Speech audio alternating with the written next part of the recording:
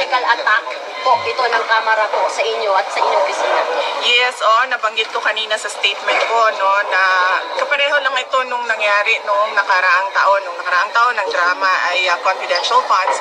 Ngayon naman, ngayong taon naman ito na namang sa Committee on Good Governance. Ma'am, you did not take an oath during the interim kanina? Yes, rightly so. Kasi nagpadala sila ng rules at pinag-aralan ko yung rules nila. Nakalagay doon sa rules nila na witnesses lang yung mag-o-oath. Paulit-ulit na sinabi kanina na resource person ako. So sabi ko, bakit naman ako mag-o-oath na resource person ang sinabi sa akin? Malaki po ang pinagkaiba ng witness saka resource person. Antayin natin yung articles of impeachment. Doon tayo magbabase kung ano yung isasagot natin dahil hindi naman natin alam kung ano talaga yung final na isusulat nila. Nagte-testing sila ngayon kung ano yung gagawin nila. But how do you say, ma'am, na testing po ito for impeachment? Oo. Paano nyo po nasabi? Kasi nagsabi na siya kanina, di ba? Determination of malfeasance, non-feasance, misfeasance. So, ibig sabihin, merong ginawang mali. Nung opening po nung plenary debate, sinabi po ni Martin Romualdez, ni Speaker po, na hindi daw ito tolerate ng House ang hypocrisy and Huwag daw magturo ng kamay. wag daw magturo ng kamay, ng mga daliri, kamay. Yan yung ginagawa nila ngayon di ba? Nagtuturo sila ng daliri nila. Ilang daliri yung nandyan sa loob ngayon na ginawa ko daw. Ang nasabi pala ni Speaker is yung hindi daw rin niya ito tolerate ang hypocrisy and evasion. Ano pong reaction nyo doon? Pero wala naman po siyang pinangalanan. Malamang ako yon dahil tinatanong ninyo ako ngayon about sa kanyang speech at sinasabi ko kung ano yung ginagawa nila ngayon dyan sa loob, yan yung inilarawan niya sa kanyang speech. Ma'am, yung ibang congressman nagsasabi po na wala naman daw po silang usap-usapan about impeachment. Sa inyo lang daw po nanggagaling yun pong impeachment na allegations. Naku, sino tiga-inquire dito? Why mo? Wala dito? Kasi last year, di ba, lumabas na yung interview ni Congresswoman Franz Castro at sinabi niya na may impeachment at sinabi niya yung tatlo na grounds for impeachment. Ano sinasabi ng mga kaibigan nyo? Ongoing pa rin ba yung usapan sa impeachment? Paano ba? Ano sinasabi sa inyo ng mga close friend nyo dito sa House? Ang sinasabi sa akin ng mga tiga Mindanao,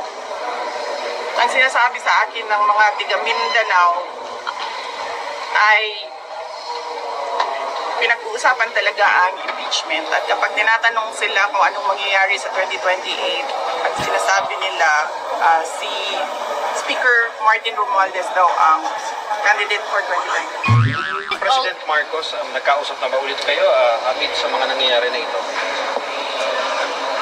Wala. Hindi naman kasi kami talaga nagkausap niyan. Hindi kami magkaibigan. Unang-una, nagkakilala lang kami dahil naging running mate kami. So, bago pa man kami naging running mates, hindi na kami nag-uusap. Nagkausap lang kami during campaign at dahil sa trabaho noon. Banda ngayon, hindi na kami nag-uusap. Ang kaibigan ko talaga si Senator Amy Marcos. Kilala niya ako since 2012. Pero ma'am, kailan po yung nag-last na pag-usap niyo po ng Nung nag-tender ako ng resignation, yun yung last na nagkausap kami ni President Marcos. Alam nyo, kasi madami hindi nakakilala sa akin, pero mag-share ako konti ng ugali ko. Hindi ako humihingi ng tulong. Alam yan ng tatay ko, naging mayor siya, naging president siya. Hindi ako humihingi ng tulong talaga. Kaya nga kanina kung nakita ninyo, lumapit ako kay Congresswoman Gloria Arroyo. Sinabihan ko siya, ma'am, huwag ka na magpa-stress dahil dito sa ginagawa nila sa akin, kaya ko ito.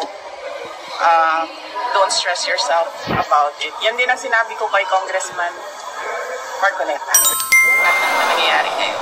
Ma'am, sa tingin niyo po may hand si PBBM sa nangyayari ngayon dito sa Congress? actions against you and the Duterte family? Sa tingin nyo may-had si Pangulo? Ma'am, hindi ko sagutin yan kasi sarcastic yung sagot ko dyan. Next. Hi guys, magandang araw po sa inyo lahat. Ito na naman pong muli ang inyong lingkod, si DIY KKB Informative. At ngayon, matutunghayan nyo na naman yung interview. Ito yung interview ng ating Vice President, Sara Zimmerman Duterte. Yung nagkaroon ng 1-minute suspension, di ba? Ang tagal-tagal ng 1-minute suspension. Yung pala, lumabas siya para pumunta sa lugar na comfort. 'Yon. So biglang naharang siya ng mga biglang naharang siya ng mga reporter at na-interview na siya. At ito yung ating mapapanood ngayon. So maraming salamat po sa aking mga viewers at subscribers sa patuloy niyong pagsuporta sa inyong abang lingkod, DIY KKB Informative. Okay, simulan na natin. Ito po si Vice President Sara Duterte patungkol dyan sa kanyang naging parang ambush interview na to together with a lots of newscaster. Ito na po.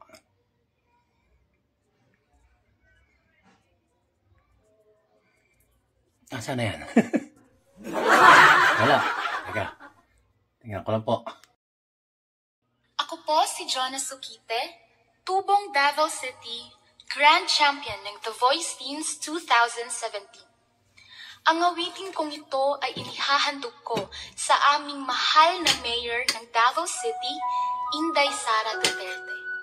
Ma'am Inday Sara, sana pakinggan mo at damhin ang tinig ng bawat Pilipino. Ituloy ang pagbabago. Tapang at malasakit nasa puso nakaukit, kailan may hindi mawawala dahil puso ang nagsimula. Ang hangaring maibangon, bansay maiahon, ang siyang nananaligayon, siga ng buhay ang naging tugon. Tuyang pagbabago, pag-asang natamo, biyayang nakamtan, wag nang pagkawalan. Huwag kang sumuko, ituloy ang laban. Laban ko at laban mo para sa bayan.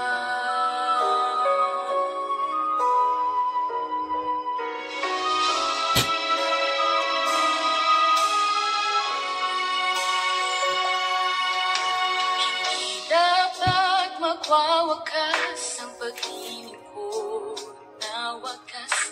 Hindi dapat lilipas, may darating pang bukas. Ang madilim na kahapon, sumpa ng nakaraan, tuluyan ng ibabaon. Huwag nang mamuhay sa dapit hapon.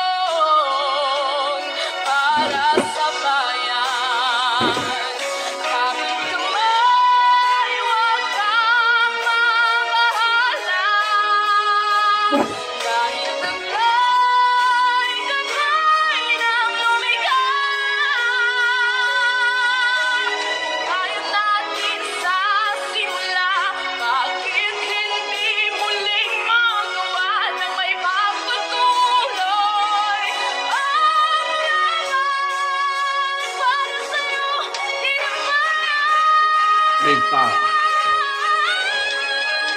Tuloy ang pagbabago, tuloy ang buhay.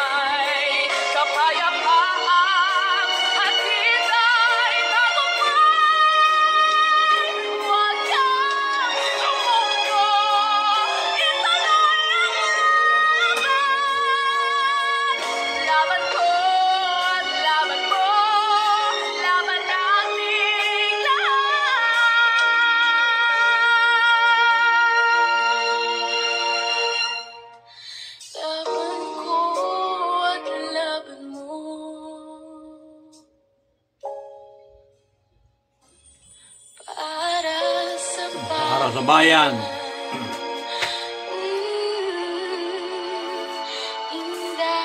Inday Sara. Start na tayo. Galing na bata to. Ganda ng boses.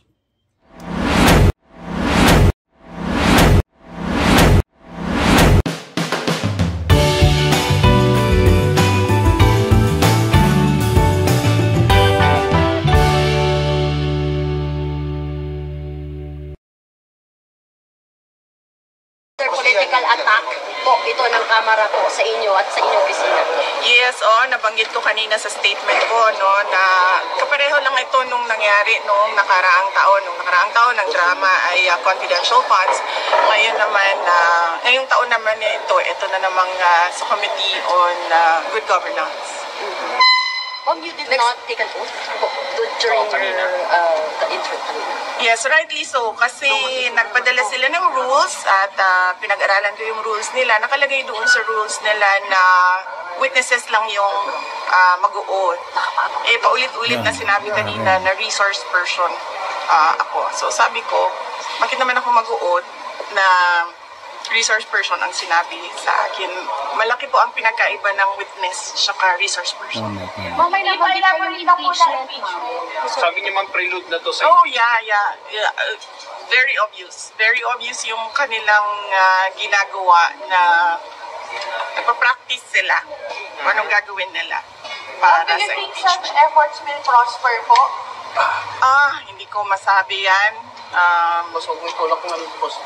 Matampam na may nasa likod. Hindi ko masabi yan na kung mag-prosper or hindi. Pag nandyan na, sasagutin natin, then iiwan na natin sa Congress. Pero kayo sa mga binanggit sa privilege speech, yung gagawin nilang basihan for the, sabi ninyo ay impeachment possible, ano po yung magiging tugon po ninyo doon sa mga nabanggit kanina? Antayin natin yung articles of impeachment. Doon tayo magbabase kung ano yung isasagot natin dahil hindi naman natin alam kung ano talaga yung final na isusulat nila. Nagte-testing sila ngayon kung ano yung gagawin nila. But how do you say, ma'am, na testing po ito for impeachment? Oo. Paano nyo po nasabi? Kasi nagsabi na siya kanina, di ba? Determination of malfeasance, nonfeasance, misfeasance. So, ibig sabihin, merong ginawang mali. Vice, And you say, and that for you? bakit pumarap kayo sa mga congressman kahit alam nyo na kayo mismo yung iimbestigahan dito sa partido? Opo, nakatanggap ako ng invitation mula sa kanila para sa pagdinig ngayong umaga na ito. At marami sa mga opisyal ng Office of the Vice President nakatanggap din ng invitation. And lahat sila, ako yung pinadala nila na authorized representative nila. Kaya nandito. Bakit hindi kayo nagdalawang isip na hindi lumalo? Kasi no second budget committee hearing, right? Para matapos na kaagad, para masabi ko na kung ano yung posisyon ko at ma-lodge na kaagad dyan na nag-attend ang Office of the Vice President. Yun. Narinig niya kay VP Sara Duterte. Nagpa-practice na sila sa loob ng ng House of Representatives kung paano yung isis ng ating Agila ng Mindanao na ang ating VP Sara Duterte. Yun nga, ang tanong ko nga rin bakit walang na-impeach na ng mga senador at saka kongresista, Walang impeachment sa kanila, So, nagtatanong lang po, ba't walang impeachment? Siyempre, sasabihin ng iba, yun ang batas, ang na-impeach lang ay ang presidente, vice-presidente, at ang alam ko, ang pinuno ng judiciary. Yun ang mga na-impeach, So, kagaya nga nung mga nakaraan, lahat na, meron tayong na-impeach na presidente, may na-impeach na pinuno ng judiciary. Pero sa ngayon, pinagtutuunan nila ng pansin ang first time ever na sa aking nalalaman, parang first time tong impeachment ng Vice President. Kasi nung i-impeach sana si VP Leni Robredo, hindi nagalit ang ating dating Pangulong Rodrigo Roa Duterte, di ba? Sabi niya, ba't niya impeach yan? So hindi natuloy yun, di ba? Nakinig naman yung mga kanyang mga kalyado noon Na ngayon hindi na niya kalyado, ano. So anyway, yun nga yan, no. Sana gumawa sila ng batasan na pwede ring i-impeach ang Senate President at saka ang ang House of Representatives. Ewan ko lang kung pwede silang i-impeach, ano. Wala tayong naalalaman ganun, i-impeach yung House of Representatives at Senate President. At yung mga senador at saka yung mga kongresista, pwede bang i-impeach yun? Tatanong lang ako, pero siguro walang batasan, no. Anyway, ito ang kanilang pinagtutuunan ng pansin, ang ating VP Sara Duterte patungkol dyan sa impeachment yan. At marami siyang nalalaman, marami nagsasabi rin sa kanya. So ituloy po natin. Ako'y nagtatanong lang kung bakit parang presidente, vice-presidente at yung pinuno ng judiciary na po pwedeng impeach, Hindi ko rin alam kung po pwede rin yung Senate President tsaka yung House of Representatives. Kung po pwede yun, di sana isinama na rin nila yung mga senador tsaka yung mga kongresista dyan sa po pwedeng impeach, So anyway, tuloy na lang natin. Bakit hindi kayo nagdalawang isip na hindi lumalo? Kasi no second budget committee hearing, right? Para matapos na kaagad, para masabi ko na kung ano yung posisyon ko at ma-lodge na kaagad dyan na nag-attend ang Office of the Vice President. Ma'am, yung the budget, can you work with the 700 million na budget for 2025 na pre-propose ng House? Yes sir. Kung ano man yung budget na lalabas sa GA, yun yung gagamitin ng Office of the Vice President. Dadalo po kayo sa September 23 plenary debates ng budget niyo po ng House. Hindi pa namin nagpag-usapan sa opisina kung ano yung gagawin para sa plenary debates, but we will let you know kung nandoon kami. Mag-coordinate po ba kayo kay Dong Adio? Na budget sponsor? Sumulat siya sa aming opisina at sinagot ko siya. Sabi ko, nagsubmit na kami lahat ng documents na kinakailangan nila at iniiwan na namin to the pleasure of Congressman Martin Romualdez ang budget Ma'am, ng nung OVP. opening po nung plenary debate, sinabi po ni Martin Romualdez, ni Speaker po, na hindi daw ito-tolerate ng House ang hypocrisy and Huwag daw magturo ng kamay. huwag daw magturo ng kamay, Yung mga ng mga daliri, may kamay. misuse of funds. O yan yung ginagawa nila ngayon di ba? Nagtuturo sila ng daliri nila, ilang daliri yung nandyan sa loob ngayon na ginawa ko daw. Ma'am, kung hindi kayo patatakbo ng 2028, tatakbo kayo ng 2025? Sandali, sir. Ang layo ng 2034. 25. Hindi ako tatakbo sa 2025 elections. Magpapahinga ako for midterm elections. Ma'am, ang nasabi pala ni Speaker is yung hindi daw rin ito-tolerate ang hypocrisy and evasion. Ano pong reaction nyo doon? Pero wala naman po siya pinangalanan. Malamang ako yon dahil tinatanong ninyo ako ngayon about sa kanyang speech at sinasabi ko kung ano yung ginagawa nila ngayon dyan sa loob, yan yung inilarawan niya sa kanyang speech. Ma'am, you requested the committee to terminate this hearing. Minsan lang. Oo nga, oh. Ma'am, you requested. Thank you, ma'am. Wala na tayo. Lunch break na. Thank you, ma'am, for accommodating us. Ma'am, you requested the committee to terminate na po itong hearing. Why po? Kasi yun yung posisyon ko. Nagpa-practice sila kung ano yung kakagat sa impeachment. Kahit anong gawin nila, wala talaga kaming ginawang mali sa Office of the Vice President. Yan ang rason kung bakit ayaw pumunta ng mga tiga-Office of the Vice President. At sinabi nilang ako na lang yung ipapadala nila. Ma'am, sa next hearing, Yung notice of disallowance, sagutin niya na po ng OVP yung notice of disallowance. May 6 months kami. When do you plan na submit po? I think January ata yung... I do not have the timelines right now, sorry. ma'am, sa next hearing nitong good government, attend pa ba kayo or enough na yung kanina? Magdedepende yan sa kung anong gagawin nila sa loob ng committee. Ma'am, yung ibang congressman nagsasabi po na wala naman daw po silang usap-usapan about impeachment. Sa inyo lang daw po nanggagaling yun pong impeachment na allegations. Naku, sino tiga-inquire dito? Yun. Why, ma'am? Wala dito? Kasi last year, di ba, lumabas na yung interview ni Congresswoman Franz Castro at sinabi niya na may impeachment at sinabi niya yung tatlo na grounds for impeachment. Last year pa yun, ma'am. Natawa ko dun yan. Dinideny pa ng, lower house yun. At ang sabi nga ng ating VP Sara Duterte, ba't nyo pa di-deny? Ay, eto na nga sinabi na nga, last year pang araw yung in-interview si isang makabayan black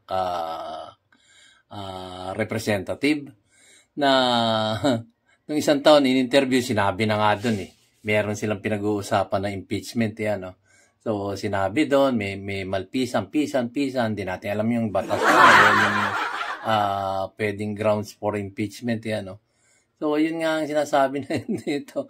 Talaga namang marami pa silang deny to the death, Pero sinagot ng ating VP Sara Duterte kung ano yung mga nalalaman niya. At ito sabi nga niya, nakakarating sa kanya, marami pa rin naman siyang mga kakampi dyan sa loob ng lower house, Hindi naman lahat yan solid na, kumbaga ganon. Siyempre, alam na natin nangyayari dyan sa loob, hindi ko na kailangan pang elaborate.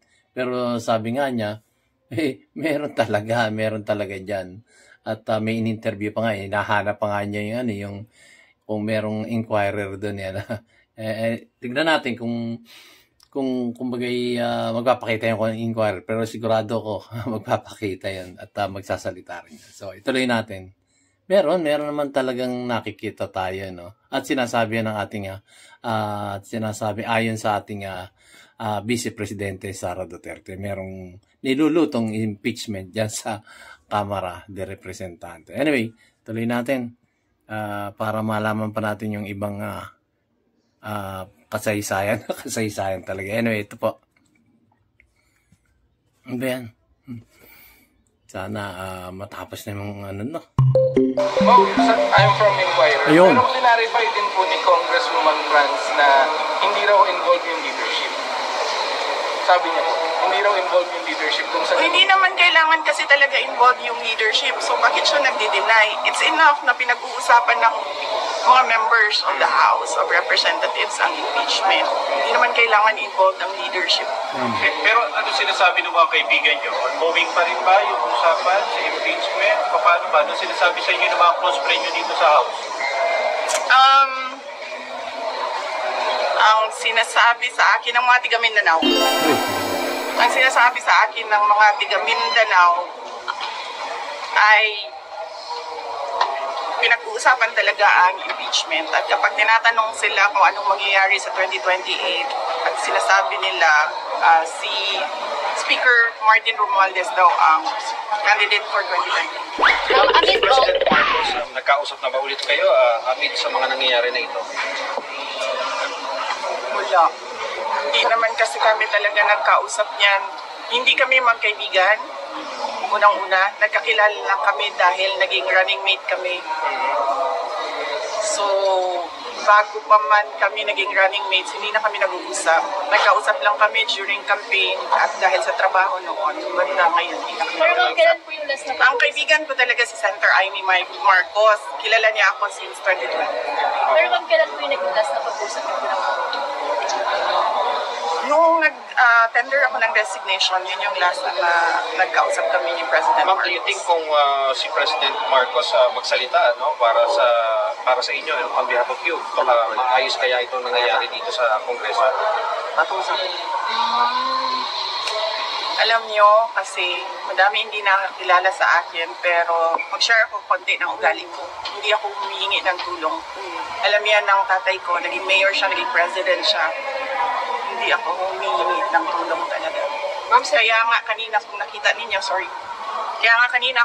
ninyo, lumapit ako kay Congresswoman Gloria Arroyo. Sinabihan ko siya, ma'am, huwag ka na magpa-stress. Dahil dito sa ginagawa nila sa akin, kaya ko ito. Don't stress yourself about it. Yan din ang sinabi ko kay Congressman Marcoleta. Ma'am, sige. Yun pala yun.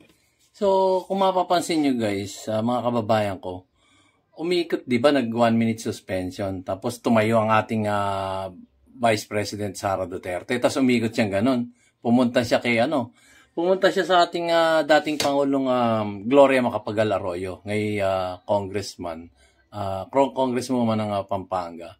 So, umikot siya doon, tapos may binulong siya. So, hindi natin alam kung ano yung binulong doon, ano. So, dito lumabas ngayon sa interview ng mga newscaster na ibinulong niya, wag ka nang magpa-stress. Yung pala yung sinabi niya, binulong niya, ano. Tapos, umikot pa siya, tinitingnan nga siya ng mga, mga naroon sa, doon sa hearing na yun. At nakatingin sa kanya habang naglalakad. Siguro akala papansinin sila na.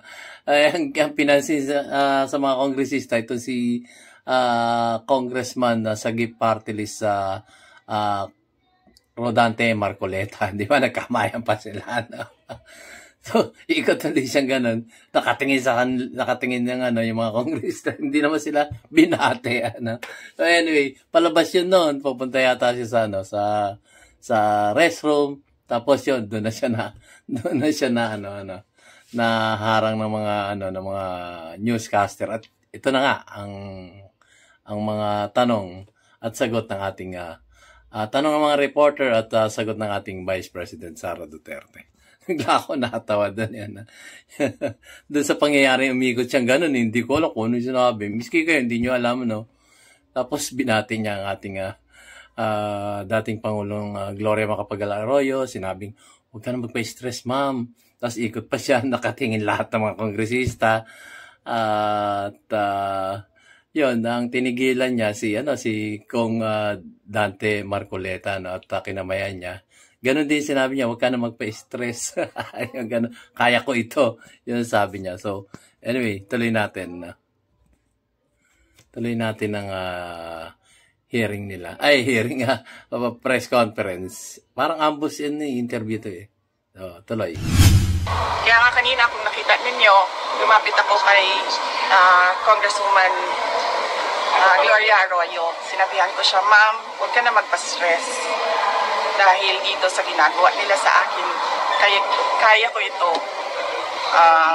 Don't stress yourself about it. Yan din ang sinabi ko kay Congressman Marcoleta. Ma'am, sa gitna po ng lahat ng ito, how are you po? How do you feel about what's happening right now? And you mentioning even about the impeachment or possible.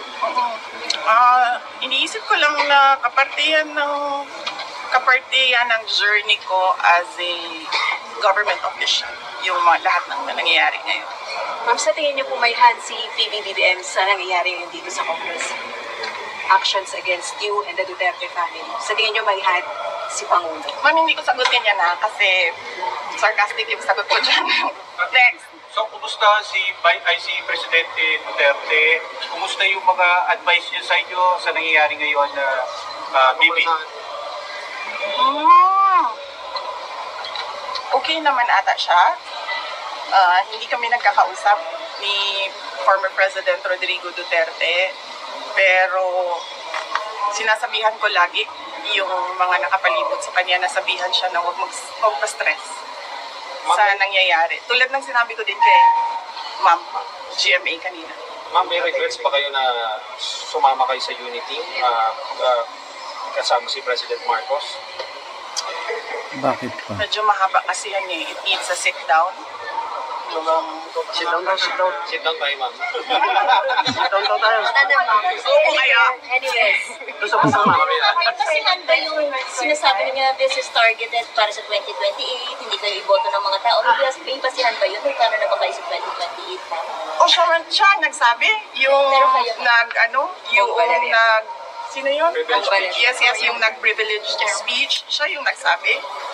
Pero kayo ma'am? Na huwag pagkatiwalaan, yan ba yung gusto or nag-aambisyon ng presidente, siya yung nagsabi. Pero kayo ma'am, Pero kayo ba, tatakbo ba kayo 2028? Noong 2019, tinanong ninyo ako kung tatakbo ako sa... Noong 2017, tinanong ninyo ako kung tatakbo ako sa 2019. Noong 2019, tinanong ninyo ako kung tatakbo ako sa 2022 at sinabi ko na mag-a-announce ako kung tatakbo ako or hindi January 2021. Sinabi ko magsasagot ako January 2021. Ngayon? Sa ngayon, this very minute, magsasabi ako kung tatakbo ako sa fourth quarter ng 2026. 2026. Take note ha.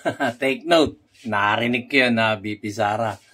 Mag-announce ka sa fourth quarter ng 2026. So after ano yun? After ng midterm election sa 2025. So the next year, may isang taon pa, 2026, might be ang fourth quarter kasi October, November, December.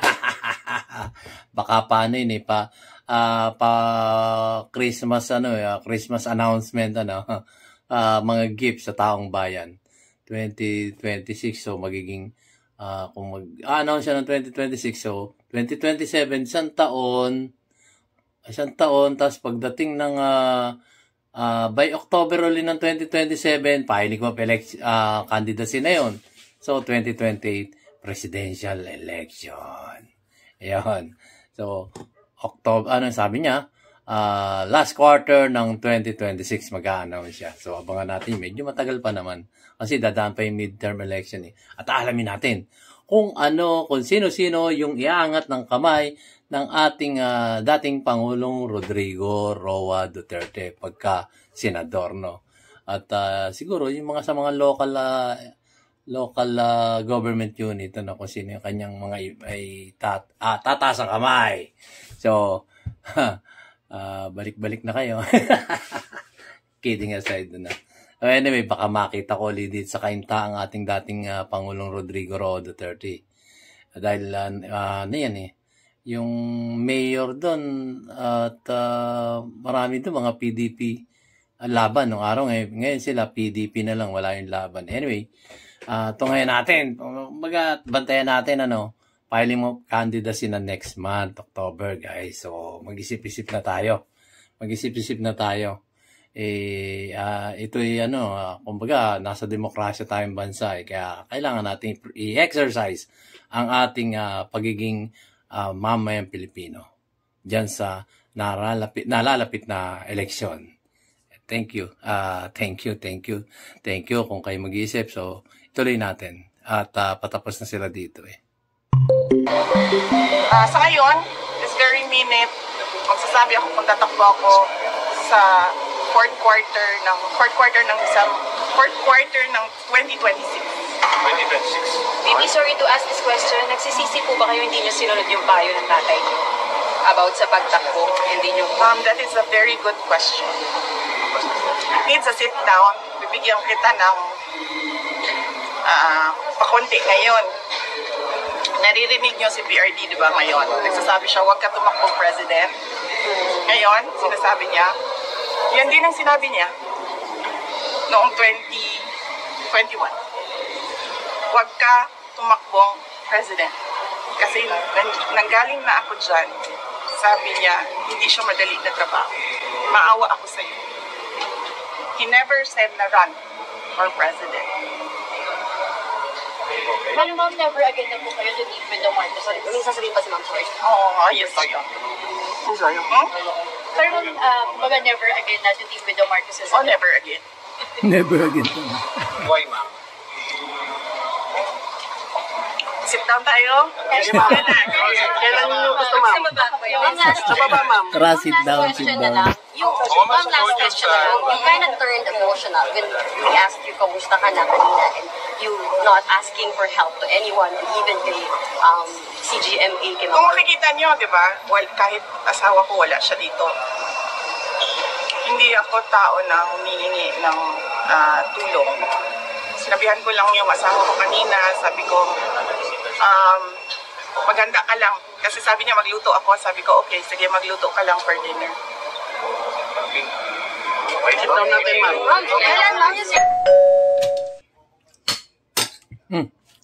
Sorry. Nakakaya ko Ano po, nabot pala ako. So, maraming salamat po. Tapos na yung ating vlog ngayon, kayo na maghumusga kung ano yung mga sinabi ng ating Vice Presidente, Marami siyang kaya nga read between the lines. Both din yung mga mga reporter. At okay din naman kasi marami tayong naalaman o hindi dahil sa mga reporter na yan, hindi, wala tayong malalaman patungkol kay yung mga damdamin ng ating Vice President Sara Duterte, ang agila ng Mindanao. Parating na. Anyway, thank you so much po sa inyong panonood ng aking mamunting YouTube channel, DIY KKB Informative. At meron lang akong ang ganda nitong kantang to. Promise. Kaya nga kaya nga kada vlog ko sinasama ko to Yung i-search nyo lang. Ang ganda talaga. Ang ganda ng kantang to. Eto. Ganda. Sandali lang pa. Para marinig nyo yung theme song ng ating VP Sara Duterte. Ako po si Jonah Suquite, tubong Davao City, Grand Champion ng The Voice Teens 2017. Ang awitin kong ito ay inihahandog ko sa aming mahal na mayor ng Davao City, Inday Sara Duterte. Ma'am Inday Sara, sana pakinggan mo at damhin ang tinig ng bawat Pilipino. Ituloy ang pagbabago. Tapang at malasakit na sa puso nakaukit, kailan may hindi mawawala dahil puso ang nagsimula. Ang hangaring maibangon, bansay maiahon, ang siyang nanangayon. Sa ganang buhay ang naging tugon. Tuluyang pagbabago, pag-asang natamo, biyayang nakamtan, wag nang pagkawalan. Huwag kang sumuko, ituloy ang laban. Laban ko at laban mo para sa bayan.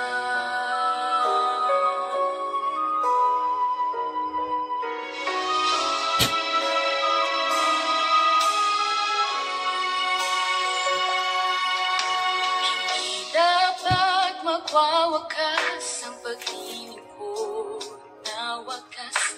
Hindi dapat lilipas, may darating pang bukas. Ang madilim na kahapon, sumpa ng nakaraan, tuluyan nang ibabaon. Huwag nang mamuhay sa dapit hapon. Tuloy ang pagbabago, pag-asang natamo, biyayang nakamtan, wag nang pagkawalan. Huwag kang sumuko, ituloy ang laban. Laban ko at laban mo para sa bayan. Kapit kamay, huwag kang mamahala. Dahil taglay, gagay ng lumigang. Kaya natin sa simula, bakit hindi muling magawa ng may pagpatuloy? Ang laban para sa'yo, di ba? Big Sara. Tuloy ang pagbabago, tuloy ang buhay, kapayapaan at hintay tagumpay.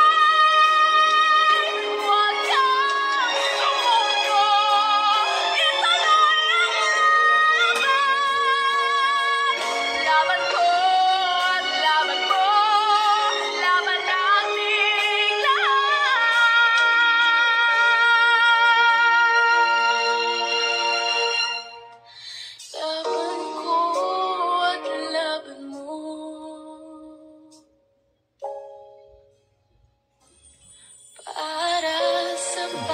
Kabayan.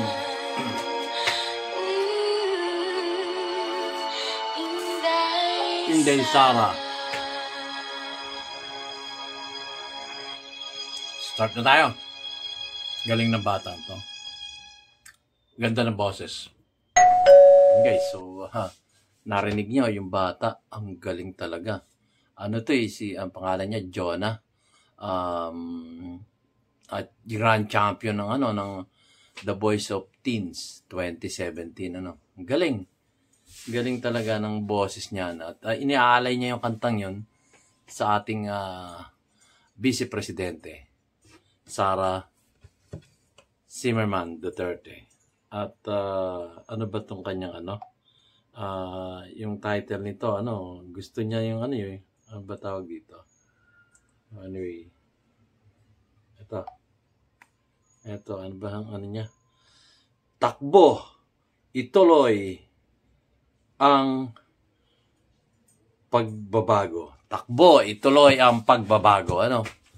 So pinatatakbo siyang presidente na takbo, ituloy ang pagbabago. So maraming salamat po sa inyo mga kababayan kong Pilipino sa pagtunghay ng aking mumunting video o pagtatanghal dito sa YouTube channel DIY KKB Informative. Maraming salamat po sa inyong lahat. God bless us all.